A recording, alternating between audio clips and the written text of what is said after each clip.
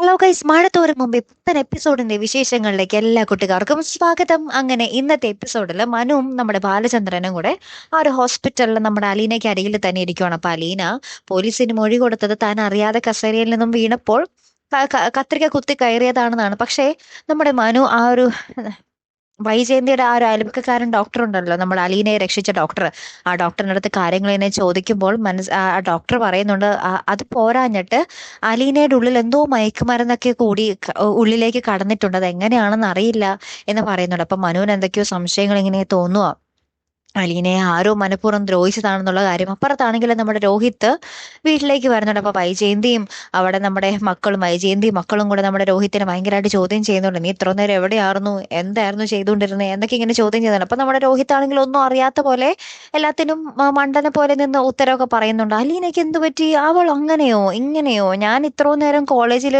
Football ടൂർണമെന്റിലായിരുന്നു, അതുകൊണ്ടാണ് ഞാൻ ഇത്ര വൈകി എന്നൊക്കെ പറഞ്ഞ് നമ്മുടെ രോഹിത്ത് തടി തപ്പുവാണേ. ലാസ്റ്റ് മുറിയിൽ ചെന്ന് കഴിഞ്ഞാൽ നമ്മുടെ രോഹിത്ത് ആകപ്പാട് പേടിച്ച് പറച്ചൊക്കെ നിന്ന് നമ്മുടെ ഹരിയെ വിളിക്കുന്നുണ്ട്. എന്നിട്ട് ഹരിയോട് പറയുന്നുണ്ട്, എടാ അച്ഛൻ ഇതുവരെ എത്തിയിട്ടില്ല, അച്ഛൻ വരുന്നത് ഓർക്കുമ്പോൾ തന്നെ എനിക്ക് പേടിയാവുന്നടാ, ഞാൻ എന്ത് ചെയ്യും. ഇപ്പൊ തന്നെ അമ്മയ്ക്കും എന്താ പറയാ പെങ്ങന്മാർക്കൊക്കെ ചെറിയ സംശയമുണ്ട്, എന്റെ കാര്യം കട്ട പുകയാടാ എന്നൊക്കെ പറഞ്ഞ് ഇങ്ങനെ ഫോൺ ചെയ്യുന്നൊരു രംഗങ്ങൾ തന്നെയാട്ടോ നമുക്ക് ഇന്നത്തെ എപ്പിസോഡിൽ കാണുവാൻ സാധിക്കുന്നത്. അപ്പൊ ഇനി എന്തൊക്കെയാകും സംഭവിക്കാൻ പോകുന്നത് അല്ലെ? അലീന നമ്മുടെ മനുവിനോടെങ്ങാനും നമ്മുടെ രോഹിത്തും ഹരിയും കൂടിയാണ് തന്നെ ഉപദ്രവിച്ചത് എന്നുള്ളൊരു കാര്യം തുറന്നു പറഞ്ഞാൽ പിന്നെ തീർന്നു അല്ലെ? കാത്തിരുന്ന് തന്നെ കാണാട്ടോ. അടുത്തൊരു വീഡിയോയുമായി വരുന്നത് വരയ്ക്കും ഗുഡ് ബൈ.